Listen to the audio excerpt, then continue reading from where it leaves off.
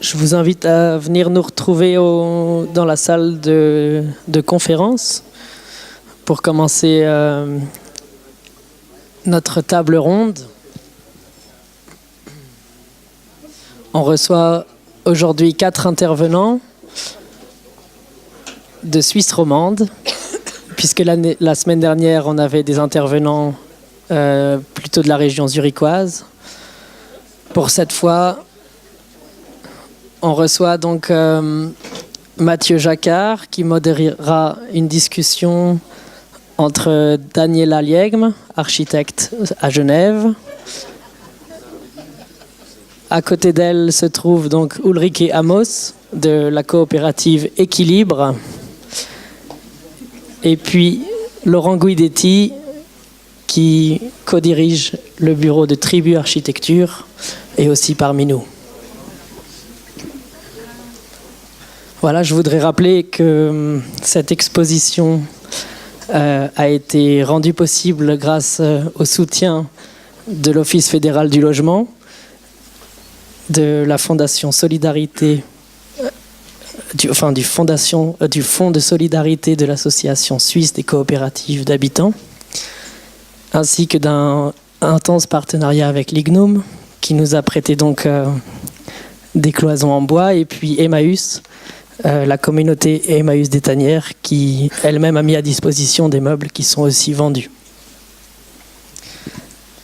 Donc je vous remercie tous pour votre présence, et puis je vais passer donc la parole à Mathieu Jacquard qui pourra initier donc cette discussion. Je voudrais simplement rappeler qu'il s'agit avant tout donc de générer de la parole, des échanges, et que le public peut intervenir à chaque moment, de la même façon qu'il peut consommer au bar sans aucune gêne. Voilà, je vous remercie.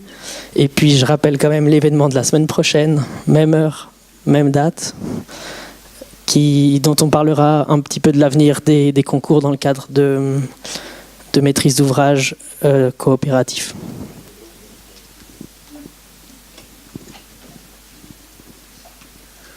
Merci. Alors c'est effectivement moi qui ai la mission de modérer la discussion. Mais comme ça a été dit, l'idée c'est vraiment, et puis le dispositif facilite ce fonctionnement. L'idée c'est vraiment que chacune se sente libre d'intervenir dans le fil de la discussion s'il y a tout d'un coup une question, si tout d'un coup il y a une précision qui serait utile par rapport à quelque chose qui a été dit par les intervenants et les intervenantes qui sont réunis autour de cette table carrée. Donc, je pense qu'une chose qui est bien, c'est peut-être de commencer par définir un certain nombre de choses, parce que quand on parle de coopérative, c'est une idée derrière laquelle on peut s'imaginer plusieurs choses, je pense. Donc là, par rapport à la discussion, on va déjà peut-être demander à Ulrike Amos, qui s'occupe de la coopérative Équilibre, de définir ce que c'est une coopérative, ce que c'est que cette structure dont elle s'occupe, et puis ensuite de peut-être dire un mot sur les projets essentiels qui l'occupent actuellement. Alors, il y a 2 micros.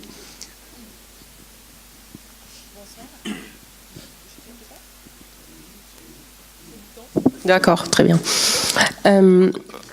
Bonsoir.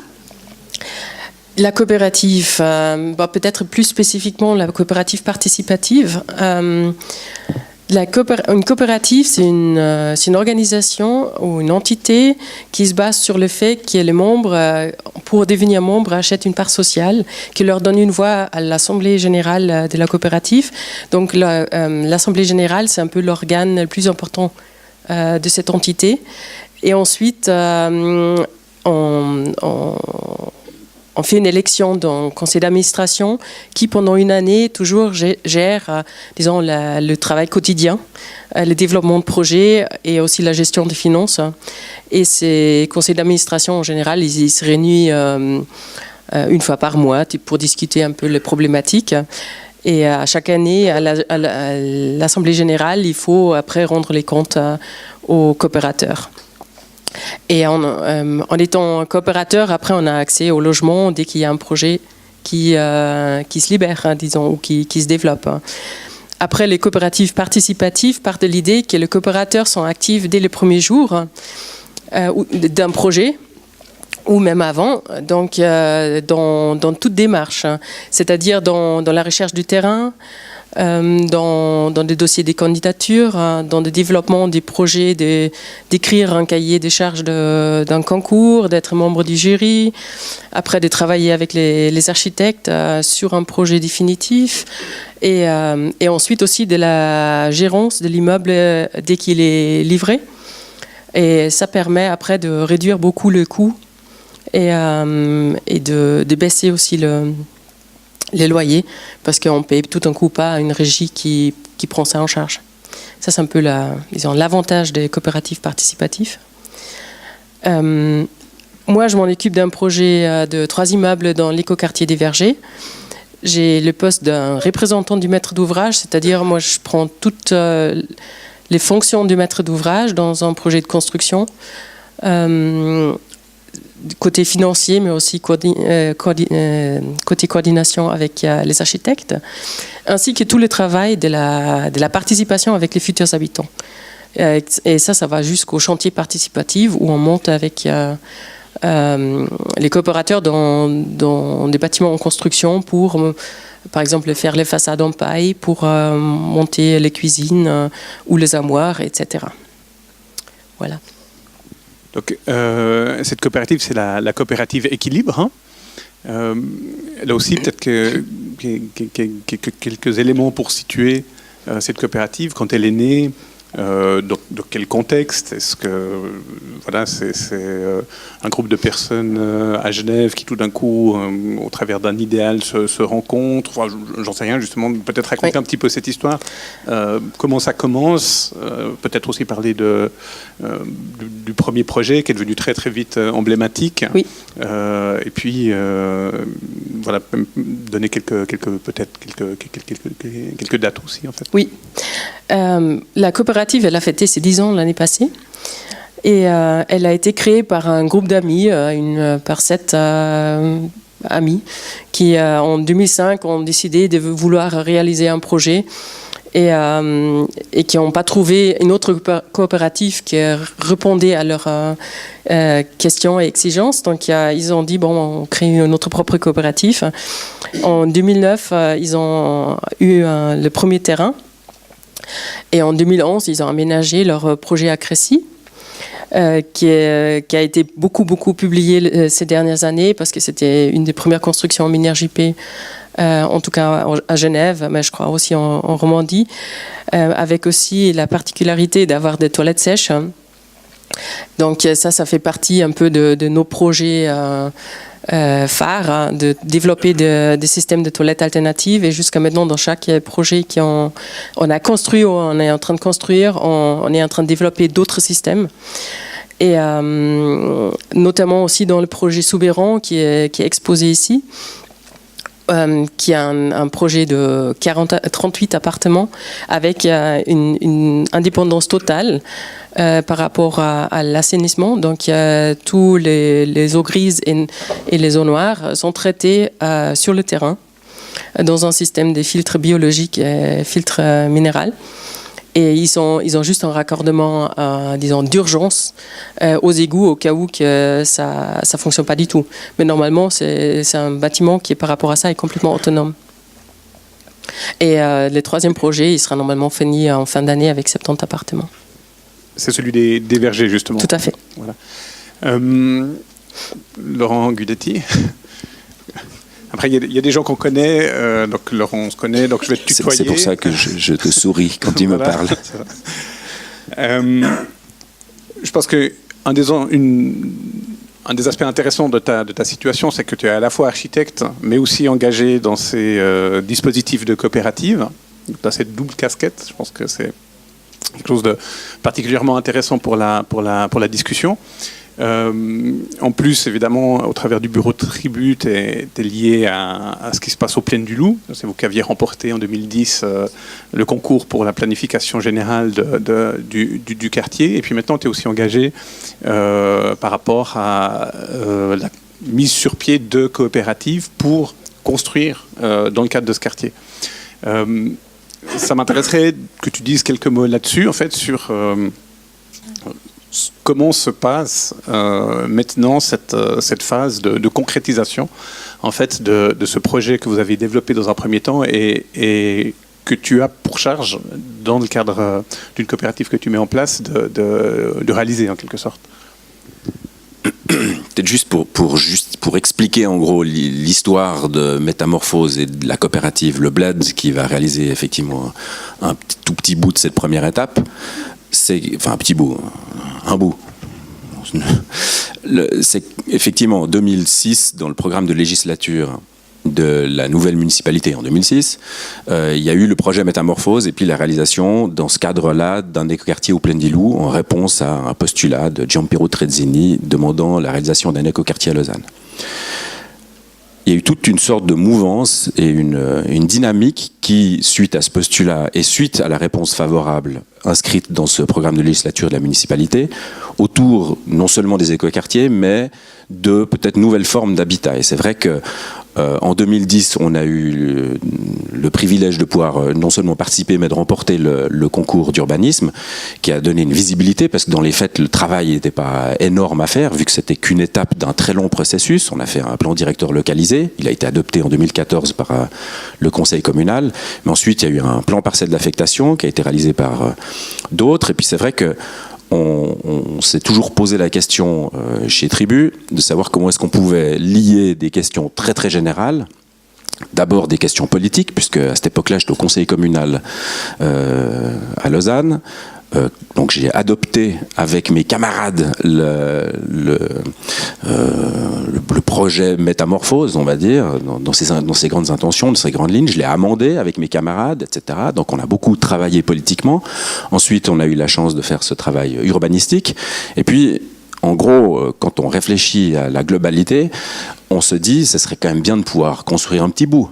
Et construire un petit bout avec des intentions qui vont toujours dans la même ligne, mais dans les questions de détail, donc la question d'un bâtiment, puis ensuite encore plus de détails, c'est-à-dire des questions de l'humain, etc.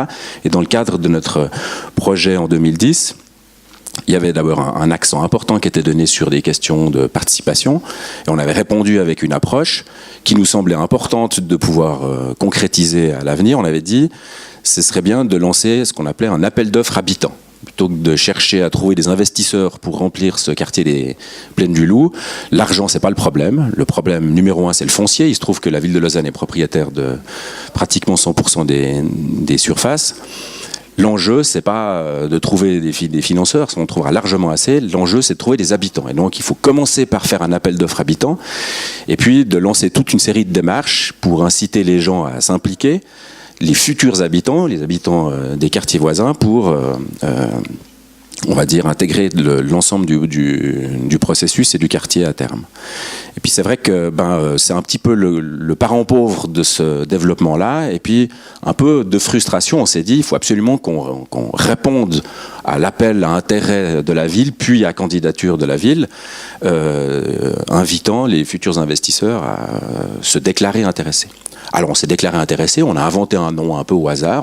Moi j'ai répondu à 15 questionnaires. Êtes-vous intéressé ? Je dis oui. Et puis j'ai inventé le nombre de situations dans lesquelles je pouvais être éventuellement intéressé à intervenir dans ce quartier-là. Et une de ces manières, c'était de monter une coopérative d'habitants. Notre intention, en l'occurrence, c'était pas de monter une coopérative pour le plaisir de monter une coopérative, parce que c'est quand même assez fastidieux. C'était plutôt de répondre à une offre, et puis si jamais, de pouvoir activer cet organe qu'on avait inventé, mais qui était qu'une coquille vide à cette époque-là, en 2011. Et puis, c'est ce qu'on a dû faire a posteriori, après coup, parce qu'on s'est rendu compte que la ville de Lausanne avait l'intention, dans son appel d'offres, de donner une place importante aux coopératives d'habitants. Et en faisant un petit peu les calculs des coopératives d'habitants présentes, on s'est dit qu'il faut absolument y répondre, sinon il n'y aura pas assez de place pour les coopératives d'habitants dans les étapes ultérieures, c'est-à-dire PPA numéro 2, PPA numéro 3, PPA numéro 4. Et qu'il faut absolument que cette manière de faire puisse être présente dans l'ensemble des étapes, sinon bon, on fait la démonstration qu'on n'a pas besoin de poursuivre avec cette voie-là, parce qu'on aura finalement répondu aux attentes des coopératives d'habitants, donc on peut enfin passer à autre chose, quelque chose d'un peu plus sérieux. Et puis, je pense qu'il y a un enjeu là derrière. Coopérative d'habitants. Alors, il y a plusieurs types de coopératives. Il y a les coopératives de manière générale qui ont été décrites par Uli tout à l'heure. En fait, derrière un nom générique, coopérative, qui est décrit dans le Code des obligations, dans les articles 760, dans le Code des obligations, il y a ensuite des identités de coopératives qui sont apparues. Il y a des coopératives d'entrepreneurs, par exemple, donc des gens qui se constituent, des entrepreneurs, ou des mandataires d'ailleurs, qui se constituent ensemble en coopérative et qui réalisent, en profitant des avantages de la coopérative. L'avantage principal de la coopérative, c'est que pour obtenir des financements bancaires, on n'a besoin que de 5% de fonds propres, pas de 20% de fonds propres. Alors, c'est un petit peu plus complexe que ça, parce qu'il y a besoin de minimum 5%, mais les banques prêtent que 80%, donc il manque encore 15% à trouver, je ne rentre pas dans les détails. Mais c'est donc une manière assez intelligente de dire aux entreprises, vous faites 10% d'économie sur vos prestations, vous obtenez 10% en part sociale, vous devenez un petit peu copropriétaire de cette propriété commune qu'est la coopérative, et puis finalement vous arrivez à réaliser du logement à prix coûtant, en général, parce qu'il y a différents types de coopératives. En général, elles sont d'utilité publique, mais pas forcément. Il y a des coopératives ventes, ça s'est pas mal fait dans les années 70-80. Les Pugessi à Yverdon, par exemple, c'est une opération qui s'est constituée en coopérative. Et puis une fois que tout a été réalisé, ils se sont vendus, quand c'était moins risqué, les logements pour faire une sorte de PP. Il y a les coopératives d'habitation. Ça, c'est, on va dire, les coopératives traditionnelles, qui ont en général une grosse assise financière parce qu'ils ont une grande histoire, et donc ils ont amorti leurs immeubles et donc ils ont des actifs importants, donc ils sont forts, on va dire, ils sont puissants sur le marché immobilier. Et puis il y a les coopératives d'habitation qui sont en général plus faibles parce que plus récentes, c'est uniquement une question d'âge en fait. Il y a des coopératives d'habitants qui sont relativement anciennes, je parle de la Coda par exemple, qui est une ancienne coopérative d'habitants genevoise puisqu'elle a déjà 20 ans, elle a déjà une certaine assise, suffisamment de logements pour pouvoir lancer des projets et les mener à bien. Donc ça, les coopératives d'habitants donnent une place, c'est ce qu'a expliqué Ulrike tout à l'heure, un petit peu plus importante aux habitants qui prennent une part dans un processus participatif qui peut beaucoup changer d'une coopérative d'habitants à une autre, et il y a fort à parier que prochainement apparaîtront de nouvelles catégories de coopératives. C'est pour ça que quand on a monté le Bled, on l'a appelé coopérative sociale d'habitants. En essayant d'inventer un modèle, un type, qui répondait certainement à certaines critiques, parfois justifiées, de certains milieux politisés assez à gauche, rouge, pas à gauche verte, justement, et qui disaient la coopérative, c'est une forme déguisée de PPE. Et pour répondre un petit peu à ces contraintes-là, il suffit de mettre social devant habitant, et puis on montre qu'il y a une considération, on développe un modèle qui tient en compte un certain nombre de problématiques qui sont celles qui seront, on va dire, sensibles au sein des plus rouges que verts. D'accord. Est-ce que tout ça est clair? Parce que j'ai l'impression que je vous vois dubitatif, monsieur Jacquard. Non, ça s'éclaircit. Et encore une fois, n'hésitez pas si vous voulez des précisions. J'ai quand même encore une question, parce que par rapport à cet appel d'offres habitant, c'est cette procédure que vous aviez intégrée déjà dans votre projet de concours. L'idée de donner une place à cette question sous-entend qu'il y avait eu une analyse du fonctionnement du logement à Lausanne, en Suisse romande, qui avait été faite par votre bureau, j'imagine. Et je pense que c'est aussi peut-être bien de donner quelques repères au niveau historique. Est-ce qu'il y a une tradition de la coopérative, justement à partir du moment où vous êtes arrivé avec un projet qui prenait en considération cette situation? Je pense que ça sous-entend que vous aviez dû un petit peu vous pencher sur la question. Alors, pour expliquer pourquoi on a proposé cet appel d'offres habitants dans le cadre de ce projet-là, c'est un projet urbanistique. Donc l'idée, c'était de dire, par analogie à ce qui se faisait déjà et ce qui nous semblait déjà prometteur, c'est-à-dire intégrer les habitants à la réalisation de leur maison, il fallait l'étendre à la réalisation du quartier. Donc obtenir un panel d'habitants qui seraient les habitants du quartier pour se prononcer sur des questions urbanistiques. Donc les questions liées à l'aménagement de l'espace public, au vide, on va dire, de manière générale, à toutes les questions qui sont importantes dans la réalisation du quartier à cette échelle-là. C'est-à-dire qu'ils pouvaient aussi intégrer, parce que c'était le propos de notre projet urbanistique, les quartiers voisins qui cherchaient à se connecter aux espaces publics voisins. Et donc l'idée, c'était de dire, on se connecte aux rues. Ces rues, ce seront les mêmes, que ce soit le quartier futur ou le quartier existant, et donc ce sont les futurs habitants et les habitants existants qui, ensemble, travaillent sur l'aménagement de leur espace public commun.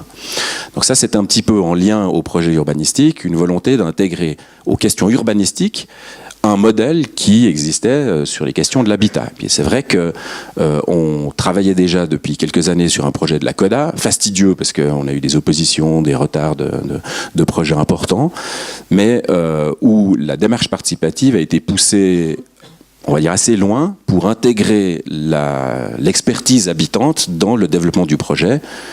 Donc ça, c'est un petit peu l'explication de pourquoi on a voulu faire cet appel d'offres habitants sur les questions urbanistiques avant de les intégrer, on va dire, naturellement pour tout le monde, qui soit habitant d'une caisse de pension, enfin habitant chez une caisse de pension ou chez une coopérative d'habitants. Finalement, en tant qu'habitant, il n'y a pas de raison d'exclure des gens qui, par nature, ne seraient pas forcément au courant que ça existe et ne se seraient pas inscrits au bon moment dans une coopérative qui prévoit ce genre de dispositif. Donc ça, c'est vrai que c'est un petit peu une manière de l'intégrer en amont. Bon, ça n'a pas forcément très bien fonctionné dans les faits.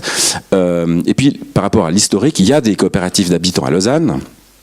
En général, c'est des coopératives qui se constituent autour de projets, à l'occasion de projets. Il y a eu des expériences très réussies.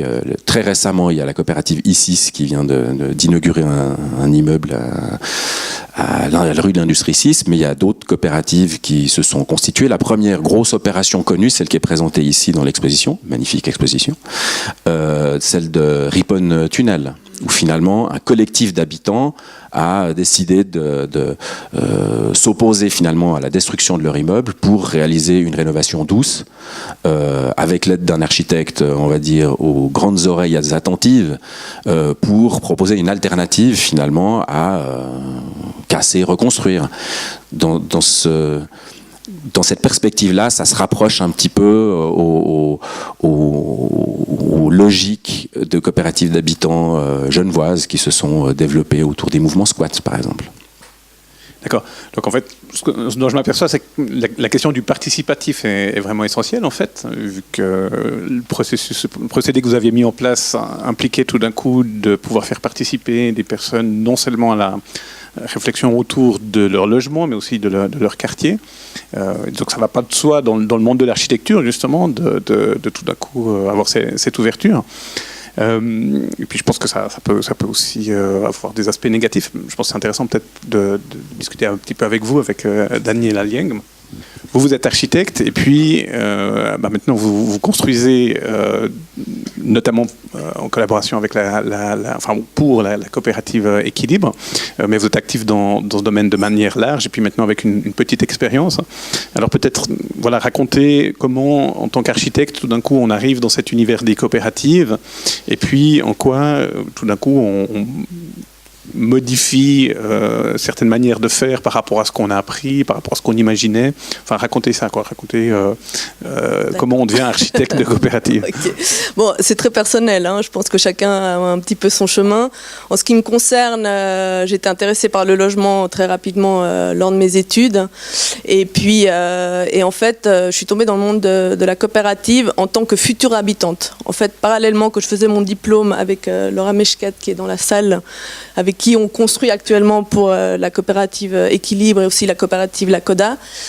Donc je me suis inscrite en tant que future habitante en 1999, donc j'ai vu aussi toute l'évolution de La Coda, ce qui était intéressant. Avant, on était peut-être 20 membres autour d'un projet. Il y avait, la moitié des membres étaient des architectes qui avaient pris le crayon et qui voulaient absolument dessiner leur propre appartement. Donc heureusement, aujourd'hui, pour les architectes, ça a bien changé. Et petit à petit, voilà, en étant de l'autre côté en tant que future habitante, j'ai commencé à m'intéresser aux coopératives et j'ai vu en fait l'intérêt des coopératives en général et pour l'architecture et pour l'urbanisme, parce que ce sont les seules, donc en dehors du fait qu'elles arrivent à proposer vraiment du logement bon marché, étant donné qu'on paye le réel coût du logement et qu'il n'y a aucune spéculation. Ces coopératives participatives vont aller très loin dans l'expérimentation. Elles vont aller chercher au niveau écologique des solutions. Par exemple, la Coda était très fièrement la première à pouvoir construire un immeuble de logement en énergie P-Eco. Ensuite, la coopérative Équilibre, les premiers logements avec des toilettes sèches. Donc, il y a aussi tout ce qui est intéressant, c'est qu'en général, on se retrouve plutôt en tant qu'architecte à devoir pousser le maître de l'ouvrage dans ce sens-là. Et là, c'est un peu le contraire. C'est les coopératives qui viennent avec leur ambition. Et ça, nous, en tant qu'architectes, c'est très motivant parce que ça nous fait réfléchir, ça nous pousse à chercher des solutions avec les coopératives. Et puis aussi du point de vue des typologies, parce que tout d'un coup, c'est peut-être une autre façon d'habiter, on se pose d'autres questions. On a la possibilité de développer des projets évolutifs, étant donné que voilà, dans du logement traditionnel, une fois que les logements sont construits, on donne ça à une régie et puis on peut plus rien bouger. Avec une coopérative, on peut par exemple proposer des pièces flexibles qui peuvent passer d'un appartement à l'autre ou semi-indépendantes et qui peuvent vraiment marcher parce qu'on a derrière la coopérative qui va trouver des solutions dans la gestion de ces espaces. Et ce qui n'est pas possible dans le logement traditionnel. Donc voilà, petit à petit, dès qu'il y avait des concours pour les coopératives, je me suis présentée et voilà. Et je suis tombée là-dedans. Une chose qui est un peu intéressante avec la coopérative des vergers, c'est que, enfin avec le projet des vergers, c'est que là vous avez remporté un concours pour 3 bâtiments, mais ça s'intègre quand même dans un plan de quartier plus général en fait. Donc là aussi je pensais peut-être intéressant de dire 2 mots sur ce quartier et puis aussi sur cette question urbanistique en fait, comment on arrive. La particularité justement des vergers, c'est que il y avait déjà une volonté politique de construire un écoquartier et qu'est-ce qu'a fait la commune ? La commune avait 47% du foncier. Donc elle a lancé un appel à projet pour les coopératives avec un cahier des charges assez exigeant du point de vue et participatif, social, environnemental. Et les coopératives qui ont été choisies, ce sont pour la plupart des coopératives participatives très ambitieuses comme Équilibre, La Coda ou d'autres, Polygone qui est une nouvelle coopérative. Et en fait, ce qu'on voit, c'est que la commune s'est beaucoup reposée sur les coopératives en disant voilà, on veut faire un quartier vivant, donc comment faire en sorte d'avoir les habitants avant de construire ce quartier ? Évidemment, en passant par des coopératives participatives, on a les habitants en premier. Donc il y a tout un processus participatif qui a été lancé et par la commune et par les coopératives depuis vraiment le début du projet, une fois qu'il y avait le plan localisé de quartier. Aujourd'hui, ce qu'on voit à l'État, c'est que l'État essaye même d'impliquer les futurs habitants, les coopératives, avant même la création des plans localisés de quartier, parce qu'on se rend compte que la participation des habitants est quand même une garantie d'un quartier vivant, d'un quartier qui va fonctionner, qui va proposer des espaces qui ont été choisis par les habitants, des habitants qui vont s'engager, et cet engagement en fait, il va donner, il va amener de la vie, il va amener de la solidarité au sein du quartier, et voilà. En gros. D'accord. Donc ça veut dire que là, c'est la commune de Meyrin Donc ça veut dire que là, en l'occurrence, il y a au niveau politique un vrai soutien et puis une vraie compréhension du potentiel de ces coopératives. Est-ce que c'est généralisé dans le monde, si je me tourne maintenant vers vous, est-ce que c'est généralisé dans le monde politique, cette bienveillance, cet intérêt? Est-ce que si oui, ça a toujours été le cas? Sinon, qu'est-ce qui fait qu'il y a encore des réticences ou quels sont les points d'achoppement? Bon, Meyrin, je pense que c'était un cas particulier, mais qui après a fait un peu un premier cas intéressant pour tout le monde. Donc, suite à Meyrin, on a été invité par des petites communes à développer des projets. Donc, en début d'année, on a finalisé un projet d'un éco-village à Presinge, qui est très intéressant parce qu'on double quasi la population actuelle du village. Et c'est une collaboration de 3 coopératives avec la commune. Donc le concours a été fait avec la commune et les 3 coopératives choisies, avec aussi un appel à candidature.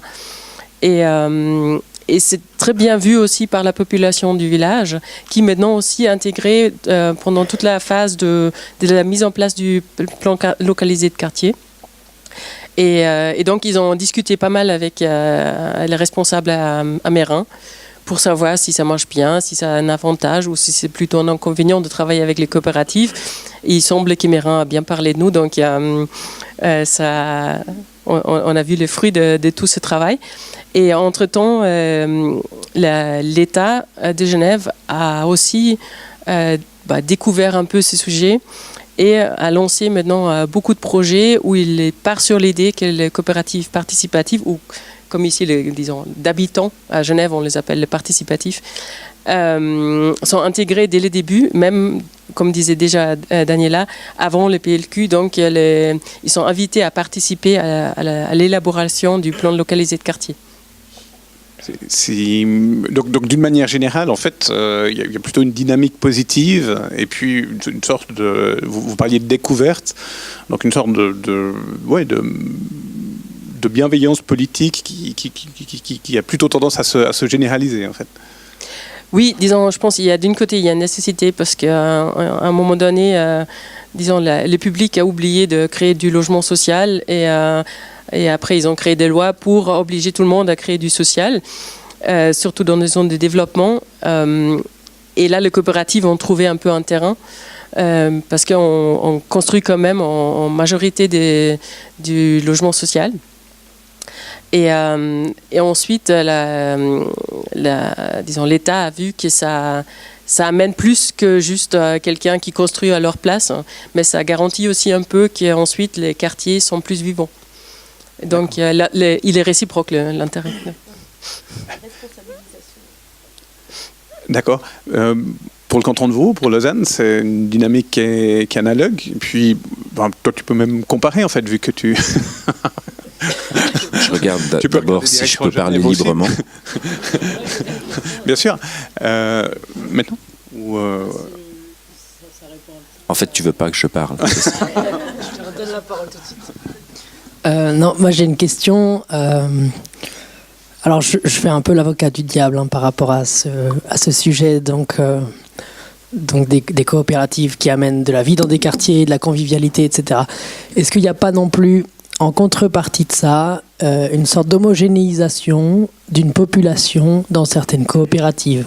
À savoir, je sais qu'il y a des principes qui est une coopérative est accessible à tous, mais concrètement, il y a un nombre d'appartements limité et des coopérateurs très souvent en surnombre par rapport aux appartements qui sont disponibles. Comment s'effectue dans ce cas une attribution ? Tout simplement, est-ce qu'il n'y a pas un phénomène aussi de gentrification ou de entre-soi, notamment dans des coopératives qui s'adressent à un mode de vie particulier, peut-être des coopératives un peu hipster, ou je ne sais pas comment on peut les appeler, où il faut consommer bio, il faut signer qu'on n'ait pas de voiture, il faut avoir un vélo, etc. Et puis qui correspondent à un style de vie. Alors le gars qui se pointe et qui ne correspond pas du tout à ce style de vie, est-ce qu'il a une chance, autant que les autres, d'avoir un appartement? Et puis voilà, moi c'est un peu ça que je voudrais questionner, parce que je pense que c'est une certaine réalité, quoi qu'il en soit, quoi. Et puis, après on peut continuer. Non, mais très volontiers. Bon, moi, je pense que dès que quelqu'un est devenu membre, après, c'est surtout l'ancienneté qui compte. Et selon l'appartement qui est libre, est-ce qu'il correspond aux normes qui sont données par l'Office des logements, vu qu'on construit du social? Donc, est-ce que les revenus il est adapté et est-ce qu'il a assez de personnes qui occupent l'appartement? Donc, là, il n'y a plus de jugement. Est-ce qu'il va en vélo ou est-ce qu'il mange du bio ou pas? Après, c'est clair que Équilibre est un peu particulier avec ces projets de toilettes alternatives, même si ce n'est pas une obligation de prendre un appartement avec une toilette alternative. Et on n'a pas de voiture privée. Donc, on travaille dans chaque projet avec de l'autopartage. Et ça, on signe. Donc, dès qu'on signe un bail, on signe aussi qu'on renonce à la voiture privée. Mais ensuite, il n'y a pas une décision qu'il a une tête qui ne nous plaît pas ou celui-là, il est allé en vacances, disons, aux Seychelles, donc il n'a pas droit à prendre un appartement. Après, on a par exemple aussi des projets d'intégrer à chaque fois à peu près 10% d'appartements pour des personnes qui sont requérants d'asile. On a commencé avec les premiers projets, on va continuer. On a prévu maintenant à chaque fois de donner 10% des appartements pour ce type de projet. Et ensuite, tu as tout à fait raison que pour le moment, on a une certaine couche de la population. Déjà, il n'y a pas tout le monde qui peut devenir membre parce qu'il y a la lex scolaire qui dit qu'il faut être ressortissant européen avec un permis B, avoir un permis C ou être suisse. Donc, ça limite déjà un peu l'accès. Et ensuite, tant qu'on construit du logement social, il y a des barèmes à respecter. Mais sur des prochains projets qui sont en construction ou en planification actuellement, on aura ici une partie du logement en loyer libre. Donc là, n'importe qui, avec n'importe quel revenu, il peut venir. Après, dans des projets des quartiers, comme au Verger, il y aura du tout. Il y a des gens qui sont de l'hospice. Il y a du logement social chez nous avec des barèmes très différents.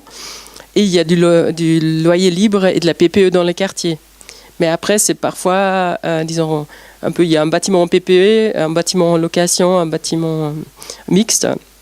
Ça dépend moins de nous. Et en plus, on est parfois aussi contraint de prendre un type de logement. Par exemple, le Soubeyran qui est exposé ici, on a été obligé par l'État de construire tout en habitat bon marché, donc avec des loyers très bas, mais aussi des revenus, des barèmes très bas. Mais c'était, vous prenez le terrain, vous faites HBM, sinon vous renoncez au terrain. Et bon, quand on veut construire, on ne renonce pas. Et voilà, c'est ça. Parfois, ce n'est pas une vraie question de volonté, mais c'est un peu les contraintes avec lesquelles il faut jouer. Mais je pense qu'on est tous intéressés, aussi tous engagés dans l'idée d'avoir la plus grande mixité possible. Et maintenant, on passe peut-être du nouveau à Laurent, lève la parole. Mais je vais d'abord répondre à la question de Martin. C'est quand même le commissaire de cette exposition. Donc, je trouve que c'est une question extrêmement importante parce qu'en fait, on est jugé. Et ça rejoindra la question de Mathieu. C'est qu'il ne faut pas qu'on se plante non plus là-dessus. Si on démontre que c'est une exception, ça restera une exception. Et donc l'enjeu de montrer que la coopérative participative ou d'habitants, elle est ouverte à toutes et tous, il n'est pas du tout négligeable quand on veut développer un modèle et non pas le premier. Parce que c'est vrai qu'il y a une vertu à vouloir faire le premier Minergie et P-Eco, et puis c'est vrai que les pommiers, ils ont été beaucoup martelés là-dessus, mais très vite, on oublie que c'est le premier Minergie P-Eco, parce que ça devient d'une banalité absolue. Et puis la question peut-être subsidiaire, c'est que au bout d'un moment, à vouloir faire toujours mieux pour certains, comme le disait Benevolo en conclusion de l'histoire de la ville, on oublie que finalement, on doit se préoccuper de la très grande majorité, peut-être du parc immobilier à assainir, peut-être avec 3 cm d'isolation en plus. Et déjà ça compensera les 25 prochaines années de Minergie P-Eco qu'on réalisera. Donc par rapport à l'équilibrage et aux véritables enjeux énergétiques de la société du XXIe siècle. Mais à part ça, la question de l'entre-soi, et c'est pour ça que le bled s'est appelé coopérative sociale d'habitants, c'était bien pour répondre à ce soupçon présumé. Les coopératives, de toute façon, c'est un truc d'écolo, un truc de bobo, c'est-à-dire de la PP déguisée, etc., pour des riches, parce qu'effectivement, on construit à neuf, et donc il faut 5% minimum de fonds propres. Ça veut dire que moi, mon immeuble, mon appartement où je suis actuellement à la Coda, j'ai dû payer, je crois, 36 000 francs payés. J'ai dû placer, effectivement, acquérir pour 36 000 francs de part sociale. Donc, c'est pas à la portée de tous. C'est pour ça que le Bled, on a dit, il faut démontrer que la coopérative d'habitants, elle permet de faire participer, à l'image du projet développé dans le cadre de l'écoquartier des Plaines du Loup, s'adresser à toutes et tous, y compris des gens qui sont... Alors, on parle souvent des réfugiés, parce qu'il y a une sorte de... Là aussi, on risque de tomber aussi dans la connotation, c'est que c'est des bobos et leurs réfugiés. Ou leurs migrants, parce que il y a plein de fantasmes là autour. On dit on aimerait les clandestins. Nous, par exemple, dans notre groupe d'habitants, on voulait des clandestins. Mais clandestin, c'est pas un statut. Enfin, c'est un non-statut. Ça veut dire qu'on exclut des gens qui sont réfugiés, on exclut des gens qui sont demandeurs d'asile, on exclut des permis B. Genre un jeune qui est là depuis une année et qui arrive à 18 ans dans son foyer, qui est renvoyé de chez lui, du foyer, à 18 ans, on ne peut pas le prendre parce qu'il est permis B. Donc il est trop bien intégré déjà. Alors il a quand même un besoin de logement. Bon. Tout ça pour dire, on a appelé coopérative sociale d'habitants dans l'idée de dire on va faire de la PP d'habitants. On va faire du pauvre d'habitants, du subventionné d'habitants, du régulé d'habitants, du régulé ville, c'est-à-dire des gens dont les parts sociales sont payées par la ville et qui viennent par un autre biais, c'est-à-dire le processus d'attribution, c'est le service des gérances de la ville qui nous les trouve. Et de l'activité d'habitants, il n'y a pas de raison d'exclure non plus les activités qui sont aussi des habitants, c'est des usagers comme les autres, donc ils ont leur place dans les processus participatifs. Et finalement, le melting pot permet finalement de ne plus savoir qui est le riche, qui est le pauvre, qui est le noir, qui est le blanc, qui est l'homme, la femme, oui. Donc ça, c'est un véritable enjeu. Et puis donc, ça renvoie à la question de Mathieu et donc de la manière dont on conçoit ça. Dans le canton de Vaud, tu disais, alors dans le canton de Vaud, on ne conçoit rien. Le canton de Vaud n'a pas de politique foncière. Le canton de Vaud n'a pas de politique du logement. Enfin, ça va commencer puisqu'il faut du temps pour ce genre de choses et qu'on vient d'adopter, vous venez d'adopter, camarades, une L3PL intéressante qui déploiera ses effets d'ici quelques dizaines d'années. Mais donc, ça commence maintenant.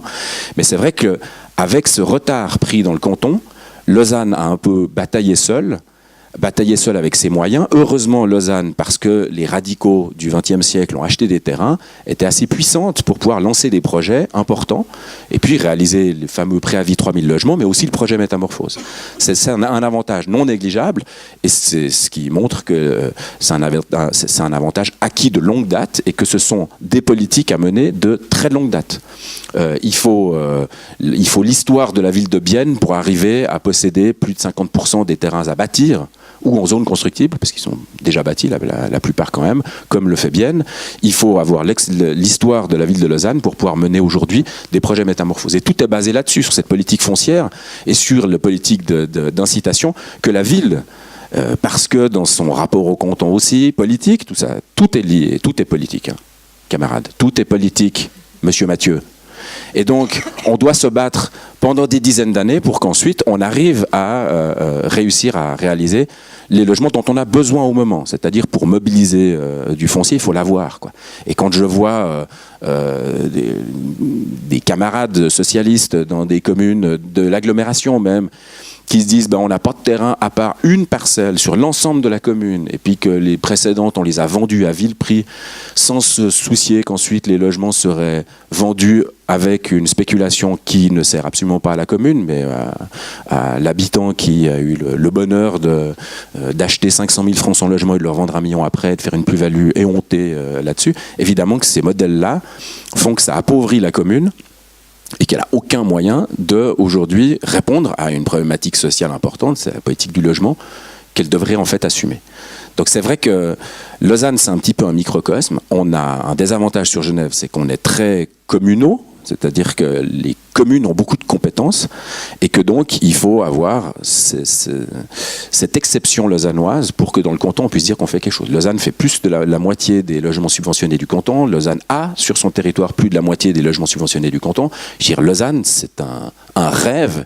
Et pourtant, c'est un rêve bien loin de l'histoire en matière de coopérative participative de Genève et encore plus loin de l'expérience zurichoise qui, comme on l'a vu la semaine passée, a un avantage là encore important parce qu'ils viennent d'adopter à 84% de la population une loi qui permet de passer, qui demande que le canton se dote de 33%, un tiers des logements d'utilité publique. Et en ville de Zurich, ils en sont déjà à 26% de logements d'utilité publique sur la ville. Ce qui montre qu'ils ont une avance énorme, alors qu'à Lausanne, on est à 8%, tout logement d'utilité publique confondu. Oui. Il y a une initiative fédérale de la SLOCA qui a été adoptée et pour laquelle le Conseil fédéral vient de déposer un contre-projet, évidemment, demandant 10% de logements d'utilité publique à l'échelle nationale, c'est-à-dire 2% de plus que ce qu'on a à Lausanne. Alors ça, c'est effectivement un thème qu'on va développer, mais je voulais quand même un petit peu encore développer cette question de l'entre-soi, parce que voilà, il y a un profil d'habitants de coopératives qui a été un petit peu dessiné là, effectivement, et ça fait partie, je pense, des images qu'on se fait. Je trouvais intéressant de développer un petit peu le rôle de l'architecte dans cette interaction avec les personnes liées à une coopérative où il y a cette dimension de participation qui est très développée. Parce qu'effectivement, l'architecte, en fait, c'est là aussi une figure qui génère toutes sortes d'images dans la société d'une manière générale, justement, voilà, qui va être très jaloux de ses prérogatives formelles, etc. Construire selon ses critères sont forcément d'intérêt pour ceux de son client, enfin aussi en se disant qu'il sait mieux et autres. Et sur cette dimension de la pédagogie et puis de la manière dont, en tant qu'architecte, après avoir une formation dans laquelle on a appris à faire toutes sortes de choses, on est confronté tout d'un coup à devoir intégrer d'autres savoirs. Voilà, qu'est-ce que ça peut amener justement pour aussi briser cette image des coopératives, de l'architecture et de tout cet univers d'une manière générale? En fait, c'est vrai qu'avant, pour répondre aussi à la question précédente, comment est-ce qu'on tombe un petit peu dans le monde des coopératives, c'est qu'il ne faut pas avoir peur de la participation. Parce qu'on est face à des habitants qui vont avoir leurs envies, leurs exigences, mais on s'imagine qu'on va être noyé par des questions, des exigences, que chacun va vouloir choisir la couleur de sa cuisine, de son carrelage. Et en fait, les habitants, c'est des gens qui ont quand même une certaine conscience. Déjà, c'est des gens qui veulent habiter ensemble. Donc, dans les coopératives participatives, il y a un esprit communautaire. Donc, on ne va pas venir habiter et choisir son propre logement. Donc, déjà, il y a cet esprit où on va travailler les uns avec les autres. On va essayer de trouver ce qui nous rassemble. Et à partir de là, on va exprimer de manière intelligente nos envies à l'architecte. Donc on n'est pas non plus confronté à une horde d'habitants. Donc ça, je pense il faut pas avoir peur. Non, mais je pense que justement, alors les coopératives, elles sont bien organisées, savent aussi s'y prendre. Il y a des processus de participation qui existent, qui ont fait leurs preuves. On n'est pas, en tant qu'architecte, face aux 20 habitants toujours. Il y a un représentant du maître de l'ouvrage qui, lui, va s'adresser aux habitants. Les habitants vont s'organiser en commissions. Chacun, une commission aménagement extérieur, une commission typologie. Donc, et eux-mêmes vont essayer déjà de se mettre d'accord entre eux, de synthétiser. Donc, il y a tout aussi une phase, certains filtres, jusqu'à ce que ça arrive à l'architecte. Et l'architecte doit être assez intelligent pour pouvoir interpréter en fait, l'envie collective. Donc, ça, c'est la première chose, c'est pas avoir peur de la participation. D'accord. Et vous avez... Alors, donc, il y a une bonne organisation, je pense que ça c'est essentiel, et ça, je pense que c'est bien d'expliquer ça, justement, c'est que le fonctionnement de ces coopératives, c'est pas chacun qui vient avec son catalogue d'envie, mais il y a des filtres pour aller jusqu'à l'architecte. Mais il y a quand même des fois des situations de confrontation où, d'une manière générale, voilà, il y a quand même des attentes, si je prends simplement esthétiques, de la part de la population qui ne vont pas forcément dans le sens de ce qui est développé avec un label qui serait architecture contemporaine, j'en sais rien. Bon, alors maintenant, aujourd'hui, en fait, on est de moins en moins confronté à ça parce qu'on passe souvent par le concours d'architecture. Donc c'est assez nouveau. Maintenant, les coopératives s'y sont mis, enfin. Donc ce qui est intéressant, c'est que la participation, elle se fait déjà dans la rédaction du cahier des charges, hein, qui est souvent très pointu et qui exprime déjà les souhaits des futurs habitants de la coopérative. Donc à partir de là, il y a un jury avec des membres futurs habitants, des membres de la coopérative, des membres professionnels architectes. Et une fois qu'on a choisi un projet, alors après il y a tout un travail qui se fait, mais le projet est déjà accepté. Donc il n'y a plus des questions d'esthétique, est-ce qu'on veut ce bâtiment rouge, ou plutôt un bâtiment, est-ce qu'on veut du bois, du béton. Donc il y a déjà un projet qui est accepté.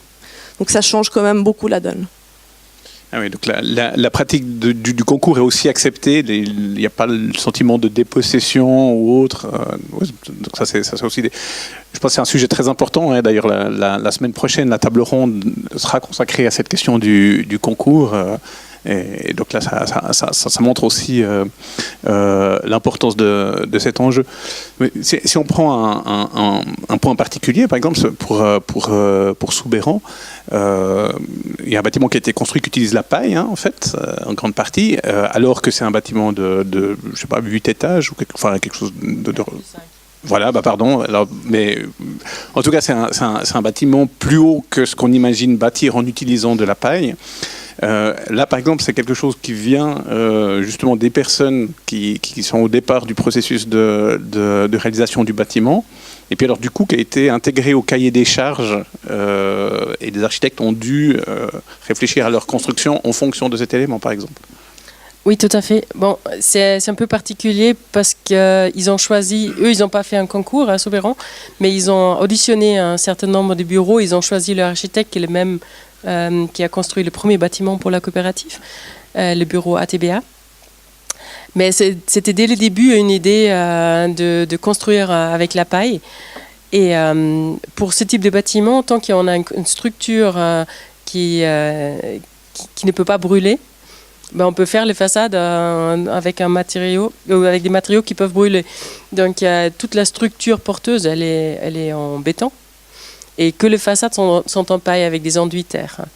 Et la volonté de prendre la paille, c'était aussi de pouvoir faire un chantier participatif. Donc toutes les façades ont été construites à plat dans le sous-sol avec des habitants. Et après, ils ont été montés avec une grue. Et ensuite, ils ont fait les enduits de terre à l'intérieur. Ça a été fait par les habitants. Les extérieurs ont été faits par des professionnels. Mais ça, c'était un projet dès le départ. Hein. On a travaillé aussi sur la même idée pour le verger, mais vu qu'on a une structure porteuse en bois, on n'a pas eu le droit de travailler avec la paille pour les façades. Sinon, on aurait dû l'emballer complètement dans des produits non inflammables et on perdait tout l'avantage et tout l'intérêt de la paille. Mais pour les vergers, par exemple, il y avait dans le cahier des charges du concours des choses dont vous vous êtes dit, tiens, ça c'est surprenant. Alors, par exemple, dans le concours des vergers, ce qui était bien, c'est qu'ils exprimaient vraiment la volonté d'avoir beaucoup d'espaces communs.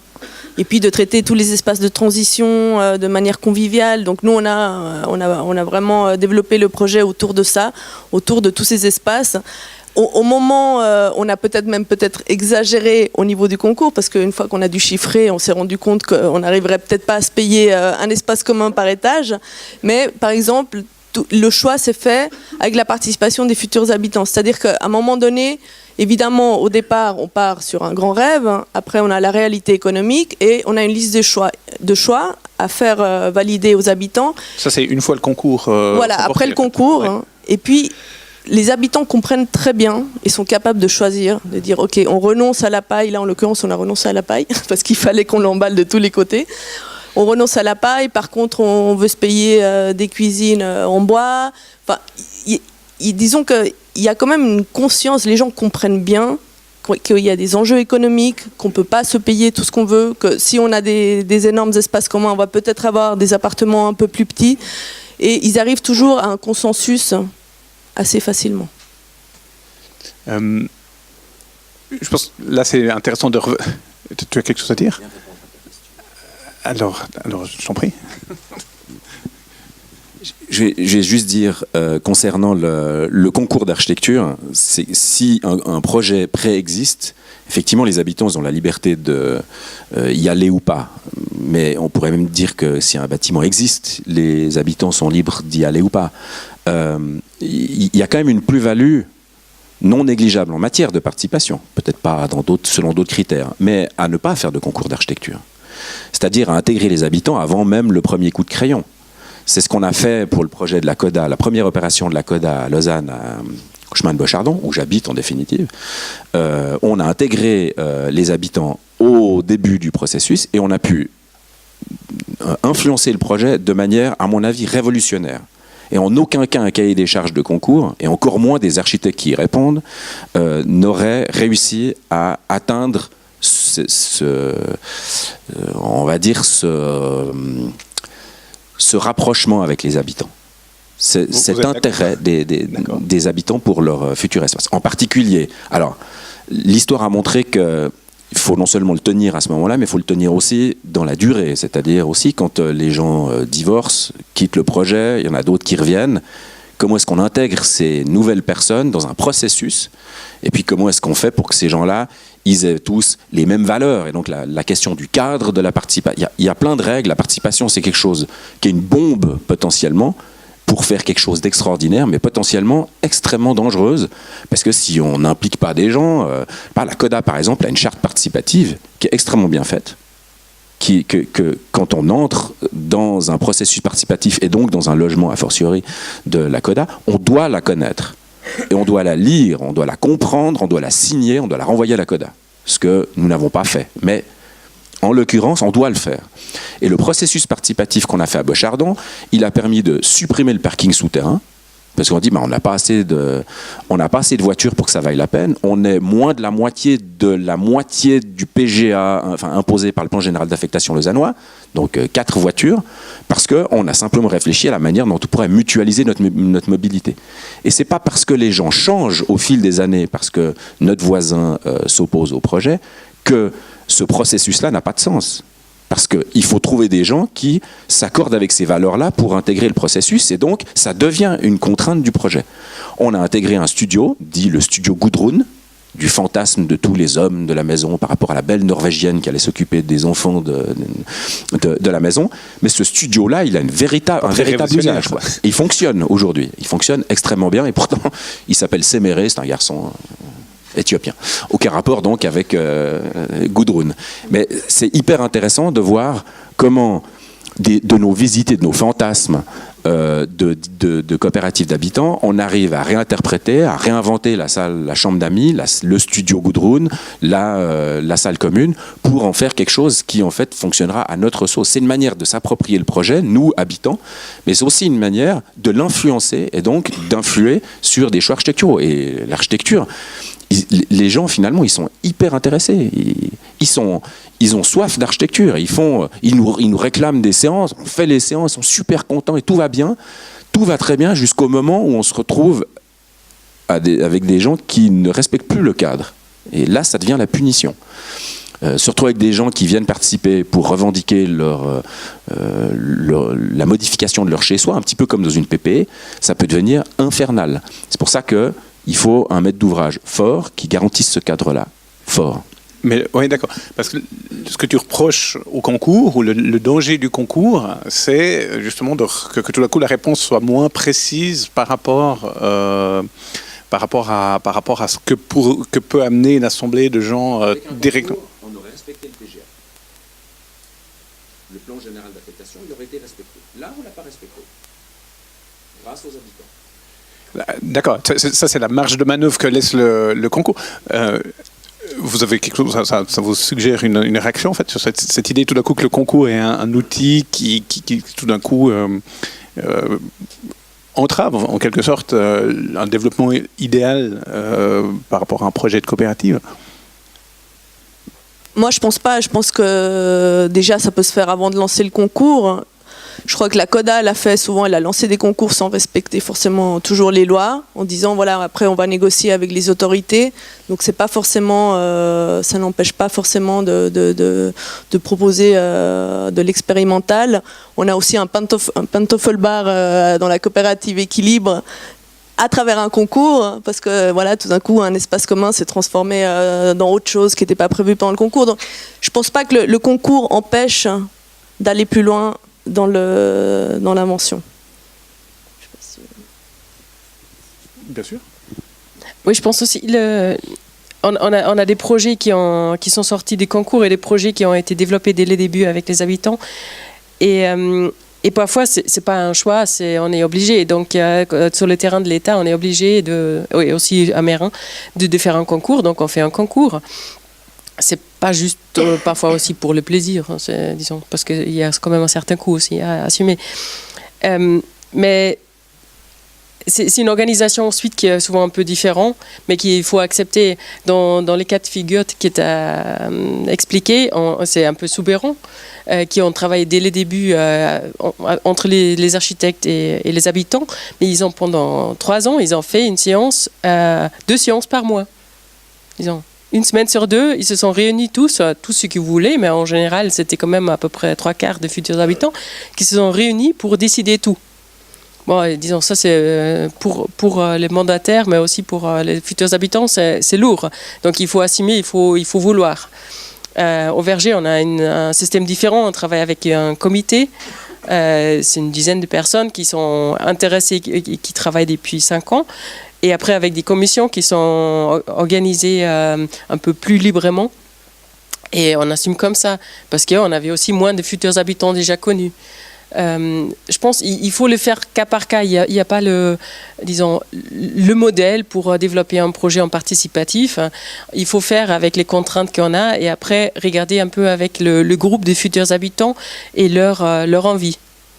Et parfois, malheureusement, avec des projets de grande taille, il faut aussi se rendre compte que certaines choses, on ne peut plus faire parce qu'on ne peut pas gérer à chaque fois des séances avec 60 personnes.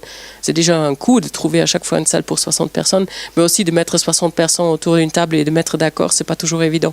Donc, ça dépend beaucoup vraiment de la nature du projet et de la volonté des futurs habitants.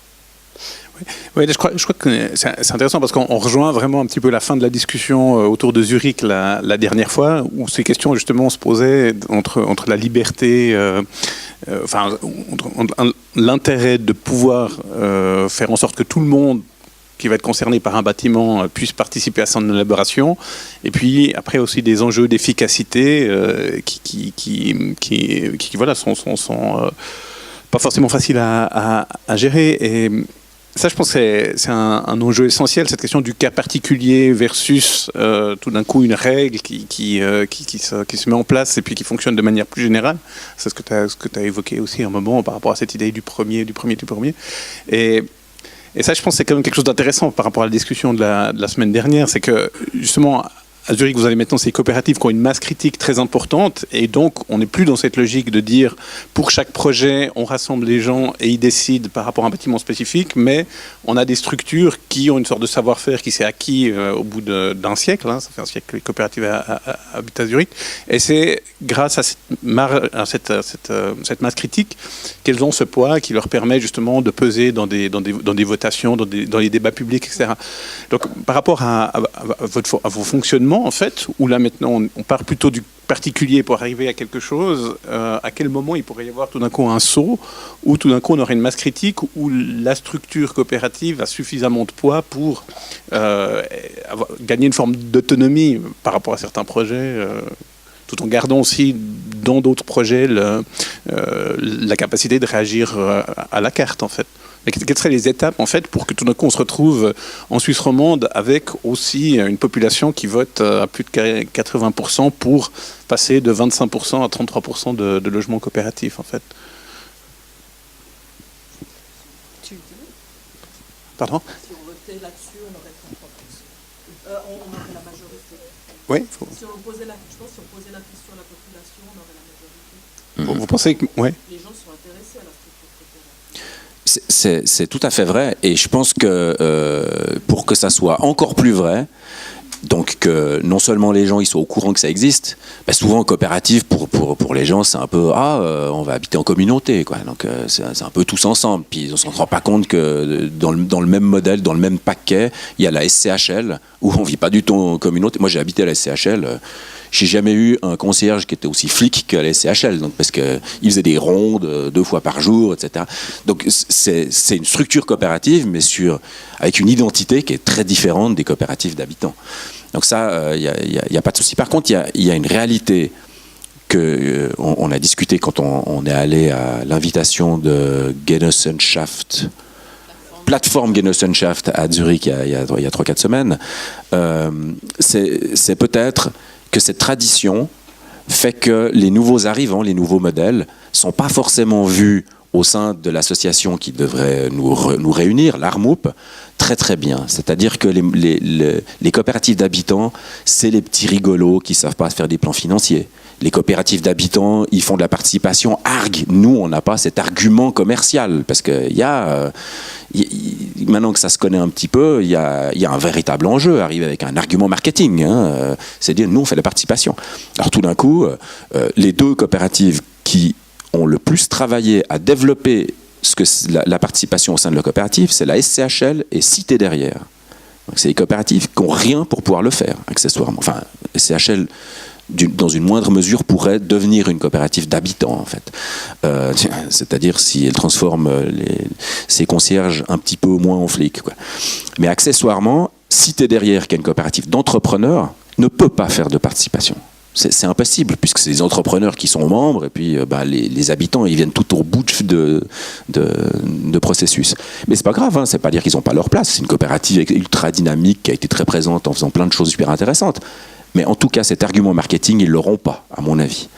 Donc c'est vrai qu'il y a une vraie solidarité au sein de cette association romande, l'ARMOUP, à trouver, ce qui n'est absolument pas le cas aujourd'hui. On se tire dans les pattes parmi, peut-être même entre certaines coopératives d'habitants. Ça se tire un peu dans les pattes, parce qu'évidemment qu'on se dit le gâteau, il n'est pas infini non plus, quoi, le foncier, il est limité, donc... si c'est pas eux, si c'est pas moi, ça sera eux, ou l'inverse. Donc il y a un petit peu une certaine crispation, alors qu'il faut qu'on soit solidaire. Ça, c'est l'expérience politique qui le montre.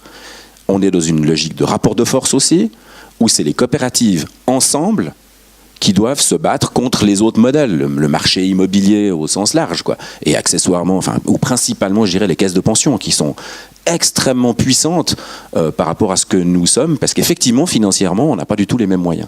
Donc on doit être présent, solidairement, pour défendre un modèle général, et puis les identités et les finasseries, on pourra passer un peu dessus pour essayer de montrer qu'on tire tous à la même corde et dans la même direction. C'est ce qu'ils ont compris. À Zurich, ils étaient un petit peu, moi j'ai trouvé un peu éberlués quand je racontais mes histoires. Les autres qui sont méchants avec nous, et puis eux ils disaient, bon, vous parlez de quoi, quoi. Eux, c'est la routine, quoi. Les coopératives à coups de dizaines de milliers de mètres carrés, on leur donne des terrains, on leur fait confiance, etc. Ici, il y a quand même un petit peu les pépettes, quoi. Les pépettes de ne pas réussir à répondre à l'objectif, c'est-à-dire à la hauteur de l'attente de la part de la municipalité de Lausanne, qui donne ses derniers terrains, 25% de ces derniers terrains en coopérative d'habitants. Et puis on sent qu'avec un municipal ou un autre, ça change aussi un petit peu la tendance. Donc aujourd'hui, avec la municipalité actuelle, il ne faut pas se merder, si j'ose dire.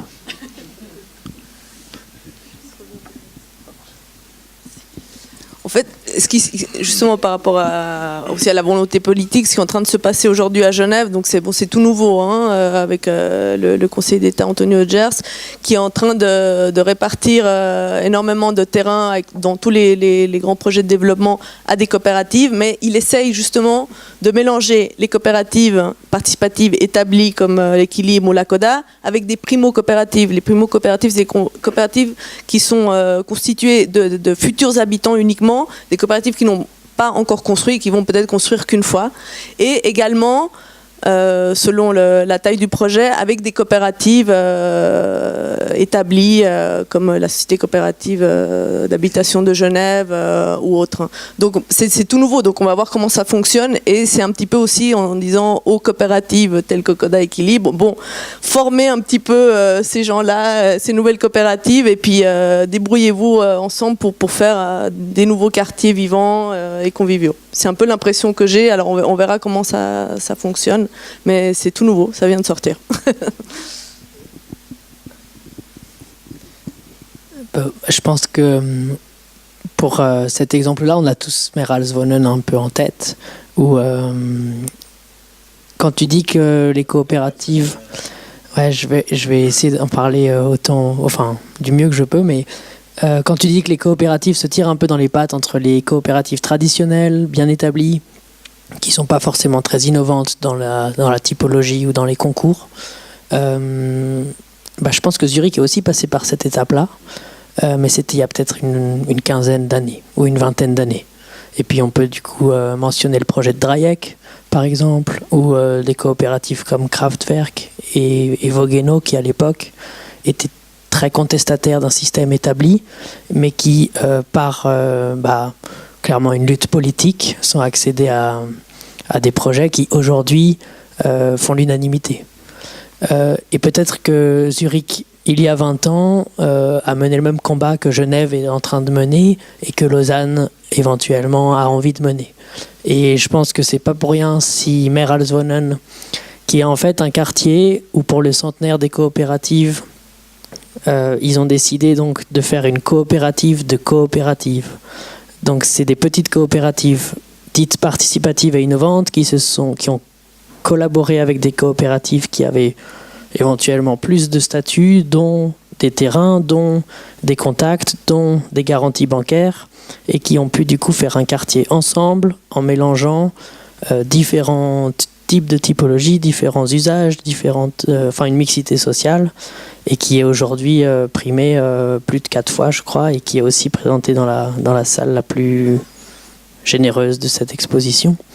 Et puis j'ai l'impression que ce qui se passe au PAV en ce moment, notamment sous la volonté de Antonio Odgers, et puis qui peut éventuellement s'esquisser avec les plaines du Loup, va dans ce sens, à savoir des coopératives traditionnelles qui veulent coopérer avec des coopératives plus innovantes. Après, à eux de savoir s'ils veulent plutôt construire ensemble ou seulement cohabiter et puis chacun comment on peut dire, chacun son projet en partageant juste une parcelle, quoi. Et puis ça, je pense que c'est vraiment l'enjeu de cette exposition aussi en général, c'est de montrer que au final on va tous dans le même sens, et puis voilà, c'est les concours un peu au PAV ou aux plaines du Loup qui dessineront la suite de ça, quoi. Peut-être juste concernant Meralswonen, c'est l'ensemble des coopératives qui se sont regroupées pour créer cette coopérative de coopératives. Ensemble, elles avaient 40 000 logements. Elles ont dit, on met 100 francs par logement une fois, puis on fait un petit concours, ça coûte 4 millions. Et puis ils arrivent à organiser tout, ils payent des études et tout. Ils ont une telle avance économique et une telle assise, cette masse critique, je veux dire, tout est tellement plus facile qu'ils arrivent à faire des coopératives. C'est génial, quoi. Je dois dire que par rapport à l'expérience Plaine du Loup et ce que vous disiez tout à l'heure, il y a une réelle plus-value à avoir des coopératives d'habitants, c'est-à-dire des coopératives qui n'ont pas une expérience si extraordinaire, une connaissance du marché immobilier si extraordinaire. En tout cas, c'est comme ça qu'on est présenté. Dans les faits, je constate, mais je trouve que d'autres devraient aussi se prononcer sur cette question-là, en tant que représentant de coopérative d'habitants, puisque je suis l'architecte du bled au Plaine du Loup, il y a une plus-value énorme. Si on n'était pas là, mais dans quel sens ça partirait? Même dans les questions on doit se mettre d'accord pour financer ensemble un parking mutualisé. Je dis, mais si on n'était pas là, ça partirait complètement en vrille. Il n'y aurait que des questions liées au financement, il n'y aurait aucune question liée à l'exploitation de ce parking. Donc on est presque devenu un peu par magie, quoi, les dépositaires de l'écoquartier, parce qu'il n'y a personne d'autre il y a personne qui tient les rênes en fait de ces questions, de ces valeurs qu'on aurait. Et donc naturellement, on devient nous les responsables de cette question-là, de toute la mobilité dans le quartier, finalement, les responsables de l'animation socioculturelle. Il faut quand même voir qu'avec la ville de Lausanne, je me permets de le dire, parce qu'il n'y a aucun secret là derrière, mais il y a une maison de quartier qui est planifiée dans l'écoquartier des Plaines du Loup, devisée à l'origine à 8 millions. Et puis, comme ils ont vu qu'il y avait des locaux d'animation socioculturelle dans le quartier, bah, finalement, on peut diminuer le programme de la maison de quartier, puisque finalement, c'est reporté sur des privés, parce que nous sommes des privés. Et donc, la collectivité publique peut, parce que autant Lausanne a beaucoup de terrain, autant elle a peu d'argent. Donc, elle n'a pas les moyens forcément de ses ambitions, ni dans la planification, parce que c'est la première fois que ça se fait, contrairement à Zurich, où on a cette sorte de mécanique, ça roule, quoi. Je veux dire, c'est facile. Depuis les années 2000 qu'ils ont leur programme 10 000 logements en 10 ans, finalement ils les font en 8 ans. Enfin, je veux dire, ça va, ils ont une habitude pas possible. Et ils n'ont aucun complexe. Ils organisent des concours façon Meralswohnen. Jamais ça, ce serait acceptable par, on va dire, les architectes d'ici. Comme ça. Parce que voilà, on ne se préoccupe pas avant tout de la norme, on se préoccupe avant tout de la procédure intelligente. Et on fait un concours et pas une procédure. On ne cherche pas à répondre à des aléas genre marché public et compagnie. On cherche vraiment la finalité. Et donc, on va beaucoup plus loin parce qu'on ne se préoccupe pas juste de rester dans un cadre légal qui serait éventuellement soit imposé, soit supposément imposé. Et donc, il y a une véritable plus-value aux coopératives d'habitants, je trouve, à Lausanne, d'autant plus dans le contexte actuel, parce qu'on est les garants de plein de choses. Nous. Mais, disons, je pense que c'est vraiment une question. L'un n'empêche pas l'autre, en fait. Et je pense que ce qu'a montré Zurich, c'était évoqué avant avec une coopérative comme Kraftwerk, justement. C'est qu'effectivement, dans les années 90, et c'est par ce projet que la discussion a commencé la semaine dernière, c'est dans une ville où il y avait déjà des coopératives, et dans une ville où la ville voulait utiliser les coopératives comme moyen de créer du logement, il y a des personnes qui tout d'un coup se sont dit « Ah mais nous, ça ne nous convient pas le cadre général et on va inventer notre propre coopérative avec justement des règles qui ne sont pas celles avec lesquelles on travaille habituellement ». Et ça continue à fonctionner comme ça. Et je pense que c'est ça qui est intéressant, c'est qu'à la fois, il y a une place pour l'expérimentation et des projets un petit peu pilotes, et puis à la fois, il y a la masse critique qui permet tout d'un coup de transformer plus généralement le cadre. Donc maintenant, ça fait bientôt 1h30 qu'on discute. Est-ce qu'il y a des réactions, des questions du public? Je pense que ce serait intéressant de savoir un petit peu s'il y a des points qui vous paraissent importants d'aborder encore, ou quelqu'un voudrait prendre la parole ou...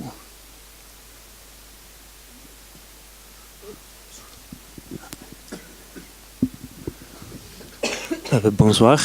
Vous avez parlé de la manière de vivre dans les coopératives, que c'est toujours spécifique. Aussi qu'il y a un segment de la population qui répond.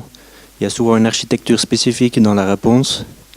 Après, vous avez aussi parlé de, par exemple, les coopératives doivent se battre, comme la CODA doit éduquer les autres, etc. La question, c'est comment vous voyez la cohabitation de la CODA avec SCHL, avec des investisseurs comme la mobilière, etc., dans un seul îlot.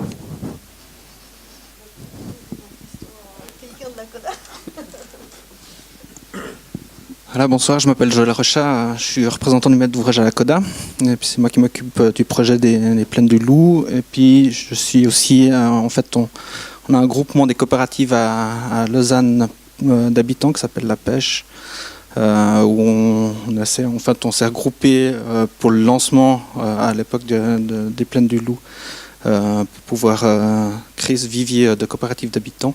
Et puis maintenant, on continue aussi à travailler ensemble, notamment aussi sur les plaines du Loup. Alors, pour parler d'éducation, je ne pense pas que la CODA elle veut éduquer qui que ce soit. Je crois que la CODA, donc elle est assez vieille, effectivement. Comme l'a dit Laurent, ça fait 20 ans en fait, qu'elle existe, qu'elle s'est créée suite au squat, à ce réseau-là. Donc, c'est l'avantage d'avoir en fait, cette ancienneté-là. Donc, ça fait qu'on a aussi plusieurs projets qui ont été menés. On a 2600 membres, on a à peu près 200 logements actuellement, on en a 1000 en projet. Donc on a aussi peut-être une masse un petit peu plus importante qui nous permettent aussi de pouvoir être un petit peu plus présent à Genève et puis maintenant aussi sur le canton de Vaud où on a ce projet à Lausanne et puis d'autres. Et puis je pense qu'il y a important en fait dans tout ce qui a été dit ce soir au sujet des coopératives d'habitants, c'est que derrière, c'est surtout des personnes qui se mettent ensemble, des futurs habitants, et puis nous, on n'est que le représentant en fait de ces personnes-là, en fait, qui décident de vivre ensemble et d'avoir ce projet commun. Et puis, je vois pas vraiment un réel problème à ce qu'il y ait plusieurs coopératives d'habitants, parce qu'on voit qu'effectivement, ça répond à une certaine demande. Et puis dans les écoquartiers plus particulièrement, maintenant, on est souvent amené à travailler les uns avec les autres. On est à Genève, on est par exemple à la caserne des Vernets, où là, on a été monté un pool en fait, d'investisseurs avec des coopératives, des financeurs comme la Mobilière, comme Swiss Life. Donc on voit qu'on est souvent appelé à travailler ensemble et puis ça se fait en bonne intelligence. Je pense qu'on a tous l'intérêt finalement d'avoir une certaine qualité de l'ouvrage, même des financeurs comme Swiss Life ou comme la Mobilière. Eux, ce qu'ils cherchent aussi, c'est pouvoir avoir un logement qui correspond dans le futur aussi à ceux qui vont pouvoir le payer. Mais en tout cas, en ce qui concerne l'acteur, je pense, quand on parle d'écoquartier, ce qu'on remarque, il faut être honnête, c'est que je pense que dans l'écoquartier, il y a quand même toute une idée de gouvernance, toute une idée d'appropriation. Et je pense que l'acteur, la coopérative d'habitants, a beaucoup plus sa place que simplement des gens qui sont là juste pour financer des projets et réaliser des plus-values. Je pense que maintenant aussi, le logement, on voit avec toutes les pénuries qu'il y a, si on peut faire un logement de qualité où les gens sont bien chez eux, je pense que la ville a tout à y gagner et tout le monde y gagne. C'est juste pour répondre à votre question, comment est-ce qu'on fait pour travailler avec? Non seulement on travaille avec, c'est-à-dire qu'on est répartis dans les pièces urbaines, c'est-à-dire qu'il n'y a pas une pièce urbaine de coopérative d'habitants, une pièce urbaine de logement cher, une pièce urbaine de logement pas cher, c'est que tout le monde est réparti partout. Et donc, ça c'est une particularité, c'est qu'on doit tous, au sein de nos pièces urbaines, discuter avec un peu tout le monde, un peu des gens de tous les profils, mais surtout, et c'est la particularité de ce plan urbanistique, c'est qu'on est contigus. Tous les autres projets, c'est facile parce que c'est des plots les uns à côté des autres. Donc en gros, la limite, elle est plus facile à gérer parce qu'elle se fait par un vide. Là, elle va se faire par un plein. Et donc la grande question, c'est comment est-ce qu'on partage non seulement un espace général, mais même du mur. Et ça marche. Enfin, jusqu'à aujourd'hui, ça marche.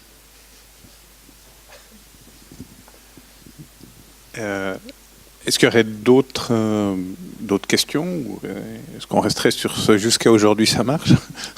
Ah non. Je voulais juste revenir quand même sur la phrase que vous avez dit, Laurent, sur les concours d'architecture. Je pense que Zurich, c'est quand même un des exemples qui prouve que les concours peuvent amener à une réflexion sur les typologies de logement qui est énorme, et de dire que, de ne pas promouvoir ce système-là de la part d'un architecte, je trouve que c'est un petit peu dommage quand même. Je pense pas qu'on puisse uniquement faire des coopératives faites par des architectes, construites par le même bureau.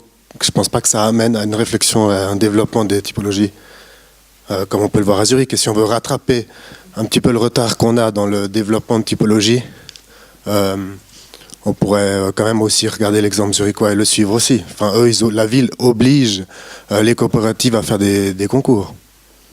Le concours, ça veut rien dire, à mon avis. C'est concours, il faut des participants, il faut des jurys, il faut une organisation. Donc moi, je ne suis pas ni pour ni contre. En soi, ça ne veut rien dire. Il y a des bons concours et des mauvais concours. C'est comme les chasseurs. Donc, faut pas, en tout cas, faut pas vouloir interpréter ce que j'ai dit, vu le nombre de concours auxquels je participe tout le temps, que je suis anti-concours. J'aimerais que ça soit bien clair pour tout le monde, parce que ça, oser dire qu'on est anti-concours, c'est tellement criminel dans ce pays que, enfin dans ce pays de Vaud, je veux dire, que moi, je n'oserais pas le dire en tout cas. Ouais, mais c'est important que la ville de Lausanne sache aussi que... Mais bien sûr. Le problème, c'est que alors, il faut tout l'enjeu de ce système l'enjeu autour de la ville de Lausanne et de la promotion du concours, en particulier aux Plaines du Loup, c'est ce qu'on a posé comme question en décembre 2007, puis en juin 2014, puis en juin 2015 au salon de l'immobilier à Ouchy, en avril 2015 à la ville, et puis qu'on a posé dans le cadre de l'appel d'offres investisseurs. À chaque fois, c'est quel est l'objet du marché. Quand on fait un concours, on doit se préoccuper de l'objet du marché. Les architectes, ils se préoccupent de participer à cette belle mise en commun de réflexion, mais avec un objectif derrière, l'accession à un marché. Mais Martin m'a appelé pour participer au débat sur les concours et j'ai refusé d'y participer en préférant parler ce soir plutôt que la semaine prochaine. Parce que je pense que c'est une question qui est beaucoup trop sensible. Donc moi, je ne veux pas aller plus loin sur cette question-là, mais en tout cas, je suis super favorable au concours. J'en ai présidé, j'y ai participé et je participe chaque année. Enfin, je ne sais pas combien de concours on a fait, mais je pense une bonne centaine. Et je ne sais pas combien ici les gens ont participé de concours, mais moi, je suis celui qui en a fait le plus. Et donc, je suis celui qui est le plus favorable au concours. Donc, je pense qu'il faut rester sur cette image-là. Mais par contre, une réflexion sur le concours pourrait être extrêmement intéressante. Et je pense que l'expérience zurichoise, ce qui a été dit la semaine passée, n'est pas du tout anodine. C'est que ce qu'on faisait quand Urs Primas disait Boba Fett, un des projets qu'il a réalisé dans le cadre du concours gagné par Adrian Streich à Verdwies, par exemple, ce serait impossible de le faire aujourd'hui, dans le cadre des concours zurichois. Et c'est pas pour rien. Et c'est ce phénomène-là qui m'intéresse, moi. C'est de savoir pourquoi à l'époque on pouvait faire Boba Fett et aujourd'hui on ne peut plus faire Boba Fett. Pourquoi quand on s'est rencontrés la première fois à Zurich avec Mathieu, où il nous a mené découvrir l'architecture zurichoise en nous disant « Vous verrez, c'est le nirvana », comme s'il était membre d'une secte, comme d'ailleurs tous ces gens qui vont vivre à Zurich et qui se baladent dans la rue comme ça, les yeux illuminés. Ils nous montrent des projets et on se confronte sur des questions éminemment culturel, c'est-à-dire je pense qu'on ne fait pas un concours à Zurich à l'époque comme on le ferait aujourd'hui, mais on ne ferait pas un concours à Zurich comme on le fait à Lausanne, et c'est la même chose à Genève. Nous par exemple, ça va assez bien à Genève ces temps, et je dois dire que c'est un phénomène qu'on a de la peine à expliquer. Et quand à Lausanne on fait un 3e prix et qu'un membre du jury nous appelle en disant « Eh les gars, c'est beaucoup trop urbain votre projet, on n'est pas à Zurich ici », ça montre bien que trop urbain et Zurich, c'est des questions qui montrent qu'il y a une appréciation subjective de l'ensemble de ces paramètres qui font que concours en tant que procédure, génial. Mais... Juste pour rebondir un peu sur ça, il y a aussi un risque des concours, en tout cas pour les coopératives participatives. Nous, disons, on a fait plusieurs concours maintenant pour des projets et à chaque fois, on a eu une monstre chance on est tombé sur des mandataires avec lesquels on a un très très grand plaisir de travailler. Mais par exemple, Zurich, j'ai beaucoup discuté avec les confrères de la Kalkbreite qui étaient très très contents avec le premier bureau qui a construit la Kalkbreite. Ils ont fait le concours Zollhaus, ils sont très déçus. C'est une équipe qui ne veut pas entrer en matière sur la participation. Ils disent c'est pas compris dans la norme SIA. Ça nous dérange, on ne veut pas le faire. Mais on fait quoi comme maître d'ouvrage? Donc, ils ont un projet qui sera bien, qui sera au niveau architectural sûrement quelque chose publié partout, mais le plaisir de la participation ne sera pas là. Donc, pour une coopérative participative, disons, c'est pas évident. Et bon, mais je vais pas aller dans la discussion de la semaine prochaine, mais juste pour dire, il y a toujours les deux côtés de la médaille et il ne faut pas les oublier. C'est vrai qu'il y a des thèmes qui qui seront abordés plus en détail la semaine prochaine. Mais j'aimerais quand même revenir sur le projet de Zoll House parce que je suis moi-même impliqué dans le projet. Et alors, pas en tant qu'architecte, en tant par contre que, on va dire, intervenant extérieur pour garantir que la participation des coopérateurs puisse revenir jusqu'à la maîtrise d'œuvre, donc jusqu'aux architectes par l'intermédiaire de commissions, comme tu avais dit tout à l'heure. Et ce qu'ils essayent de faire là, par contre, c'est une participation active dans le chantier. À savoir qu'ils veulent... le projet est présenté au fond dans une des petites salles, et puis ce projet il est assez intéressant parce qu'il lance vraiment une expérience assez risquée, assez engagée, qui est de dire que les coopérateurs qui ont eu des parts sociales et cofinancé le projet recevront des appartements livrés en état de gros œuvre. Et c'est à eux donc de faire les finitions et par là même de choisir quels seront le carrelage de la salle de bain, comment sera la cuisine, combien de modules dans la cuisine, etc. Qu'est-ce qu'on met comme matérialité, quels seront les quel genre de finition sur les murs, etc. Et puis il y a une deuxième expérience au sein même de ce bâtiment qui est aussi issue d'une coopérative du milieu squat, c'est de livrer pas seulement des étages donc de 3 mètres à peu près, et puis du logement conventionnel, mais une halle à habiter. Donc 4,50 mètres sous plafond, avant tout du béton ou une structure, un open space, quoi. Et puis on met en commun simplement les sanitaires, mais les gens pourront eux-mêmes construire leur petit cabanon et s'auto-gérer en fait dans un espace de 200 mètres carrés, quoi. Et puis ça pose vraiment des questions de société, mais aussi de droit du logement, de droit de la location, etc. Notamment, comment est-ce qu'on fait un état des lieux dans un appartement qui est fini comme on veut, quoi. Et puis, voilà, donc ça, c'est toutes des questions. Alors, peut-être que la coopération entre le bureau d'architecte et puis la coopérative n'est pas directe, mais il y a des gens qui s'occupent du coup de faire cette transition-là, et puis Calgary a maintenant peut-être près de, je sais pas, entre 1500 et puis 2000 coopérateurs, et puis il faut du coup organiser les choses, sinon c'est pas possible. Voilà. Non, j'ai pas de questions, mais je pense que j'avais trouvé un moyen peut-être de clôturer la table ronde qui me paraissait peut-être élégant. Non, mais simplement la discussion qui pourrait continuer encore longtemps au travers de cas particuliers. Ben voilà, justement, elle peut continuer dans les différents box. Mais je pense que c'est vraiment le mérite de cette exposition de justement montrer ces différents projets, ces différentes stratégies qui ont été développées, que ce soit à Genève, que ce soit à Lausanne, que ce soit à Zurich. Et je pense que, encore une fois, il n'y a pas de vérité absolue. C'est plus dans ce panorama qu'on peut trouver des inspirations intéressantes pour justement développer ces coopératives qui peut-être sont l'élément qui réunit tout le monde comme quelque chose de fédérateur. Voilà, au niveau de ce qui est fédérateur, il y a le bar ici qui est ouvert. Et puis je vous remercie beaucoup pour votre attention, votre intérêt. Merci beaucoup aux intervenants et aux intervenantes. Et puis, comme je l'ai dit, chacune est à disposition pour continuer plus informellement à discuter. Donc merci beaucoup et bonne suite de soirée.